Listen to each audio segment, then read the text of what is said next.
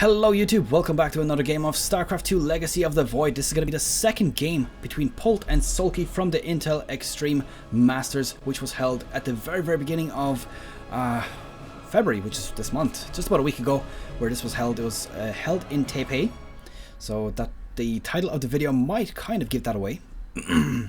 We've got the second game of these two giants. And this is the round of 8, so it's the very beginning of the tournament. I will be doing the full one today in the stream, and of course the full one on my channel over the coming probably a few days.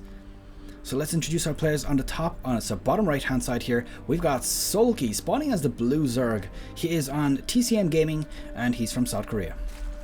Now the links to the previous game are going to be in the description, so if you have missed any of the previous IEM games, they will be on my channel. The spoilers will be coming very shortly on what the score is. Now, on the top left-hand side of Prion Terraces here, we've got Polt, spawning as the red Terran. Polt is on CM Storm and from South Korea.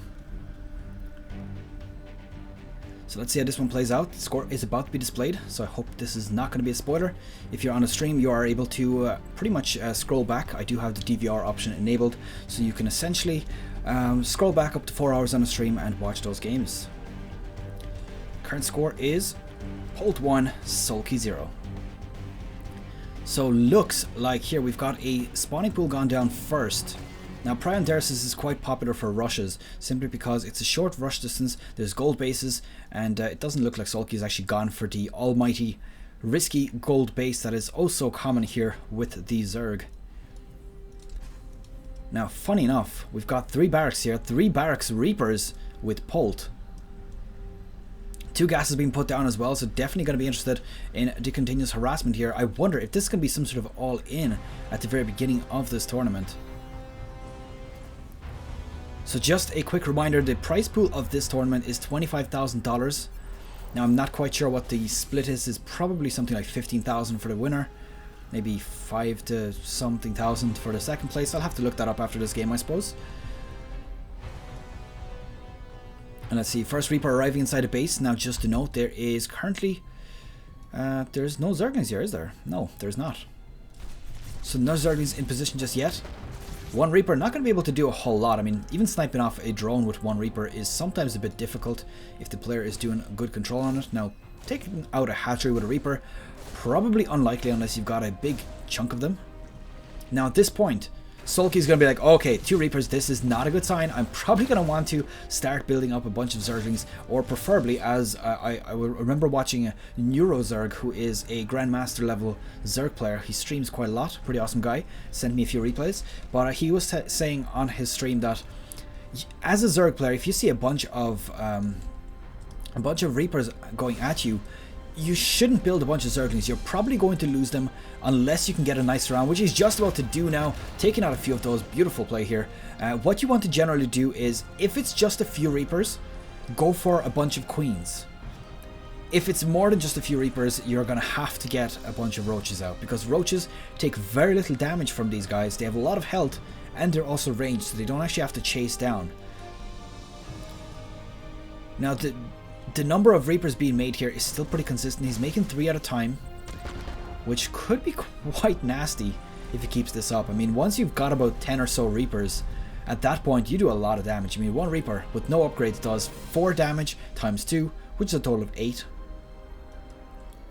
So if you've got 10, you're doing 80 damage, which, as you can imagine, is 2-shotting a Roach, or a Queen who has 160 health, sorry, 175 health.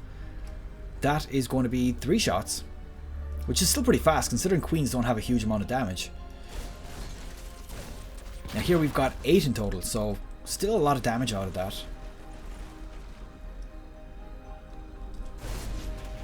Let's see, these Zerglings are not overcommitting, which is actually perfect. As soon as the creep runs out, he's running back, trying to avoid engaging on off the creep, because of course Polt is able to kite around a little bit before they catch up, and of course he's also able to jump off that cliff, which essentially means he's safe at that point.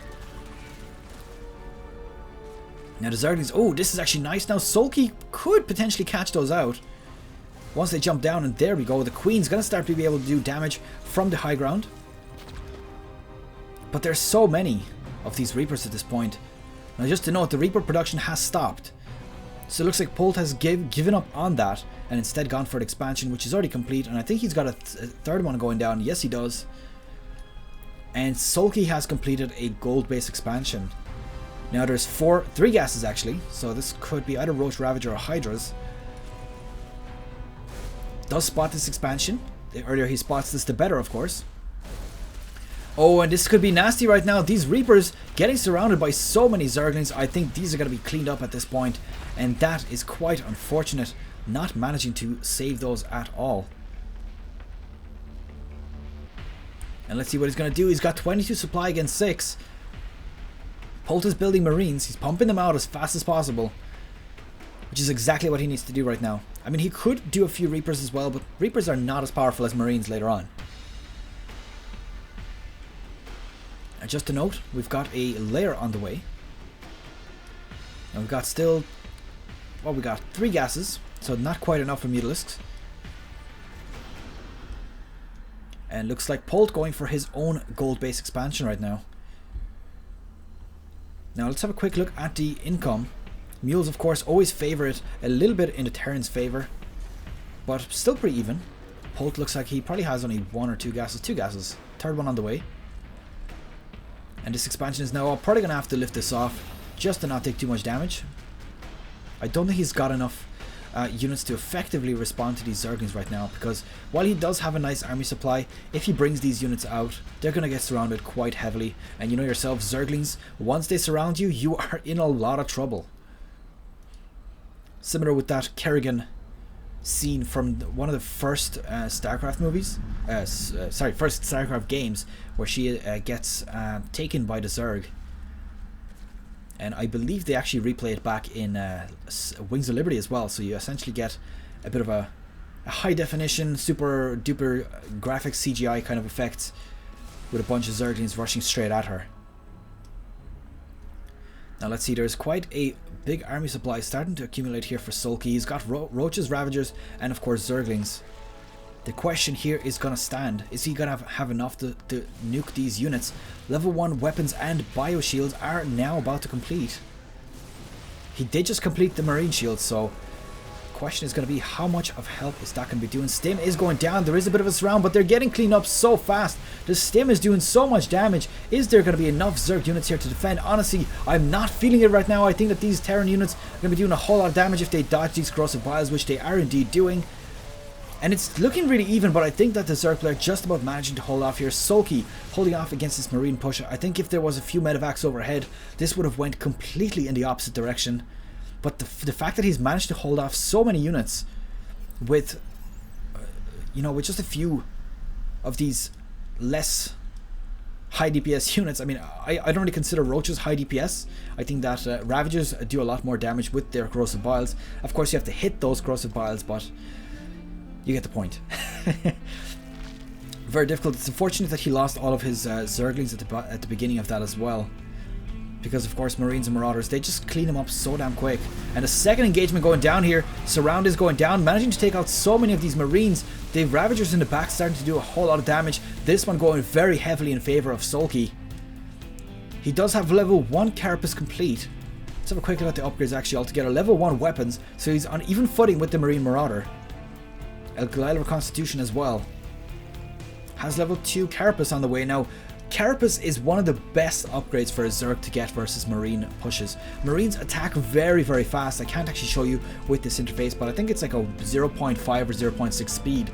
And they attack super fast. Once they stim, it's even faster. I think it's 50% increase if I'm not mistaken. Correct me if I'm wrong. So, stim Marines get severely hindered by shield upgrades. That's pretty much why the natural response to mass Marines is exactly what Soulkey is doing, exactly as I'm saying. He's got Cracklings and he's got Ultras on the way, so Ultras Cavern has been put down. And the level 2 Carapace is about to complete as well. Once that's done, he's probably going to go for level 3, and with the Ultras Cavern, he's probably going to go for the Chitinous Blading straight away, because once the Chitinous Blading and level 3 armor is complete for Zerg, at that point there is very little that Marines can do. He needs to get Ghosts, and that's the only response to it really. Now one poor Marine not getting lifted off there. Rest of them off to safety inside their medevac. dropping them down inside this base. Gonna probably be able to deny that if he attacks it. And just a bit of a delay there, but the nice positioning here from the Terrans. Only a few Zerglings can access them at a time. Lifts them off again, and at this point, honestly, I think that Soulkey needs to either snipe something off or he needs to focus on something else. The Zerglings are in position all the time, and a two-pronged attack could actually secure the destruction of this base right now. These Marines are in a bit of trouble. But he's going to take it out. Yes, he is indeed. One base getting taken out. But unfortunately for him, losing a few units here. Let's have a quick look at units lost tab. We have 45 Marines and 9 Marauders for 146 Zerglings. Now that is worth about 75 Marines, just to note. A few roaches as well, but that is quite okay. Now, I love the fact that there's very little drones taken out in this game. There's drops going down from a Terran player, but no drones being taken out. And obviously, on the other hand, no Terran SCVs either. Now, I'm hoping to basically start off the, you know, every channel that I suppose has a nice community going, they try to call their viewers something. Now, my one is a little bit unfortunate because I was hoping to make it SCVs, you know, so you're basically you're a unit in StarCraft 2. My channel is called Starcraft Vaipo, or Vaipo Starcraft, and having people called SCVs would be just perfectly fitting into that. I don't want to call you guys workers because that is a little bit unfair, I suppose, but I hope you guys don't mind it too much. So there we go, the Ultralists are now in position. At this point, Marine Marauder is not going to do a whole lot. He's going to have to start getting himself a Ghost Academy and reinforcing this with Ghosts. Otherwise, these Ultralists are just going to cause a massive amount of damage to him. Now, level 3 Carapace is on the way. Chitinous Plating has been completed also. This hatchery getting sniped off, and it looks like he's moving straight across the base. He knows that he's not able to continuously defend against so many drops. Eventually, they're going to take stuff out, and as you can see, denying the top of gold base. This one Ultras, look how long it's lasting. He's actually taken out quite a few units despite the fact that he's alone there. But this engagement inside the main base, gonna probably deny his gold base and could very well break in. Oh my god, Polt GGing out. Soulkey taking the game. And I kind of expected this when I saw that there's going to be a bunch of Ultralists taken out or coming out with no ghosts on the way. Now, don't get me wrong, I think that Polt still had a chance here. He could have potentially gone for a base race here, but it would have been very difficult to deal with those Ultralisks. So that's pretty much that for game number 2, bringing a series up to 1 apiece. And that is it for game number 2. I hope you have enjoyed this one. The Ultra is just proving a little bit too much to deal with.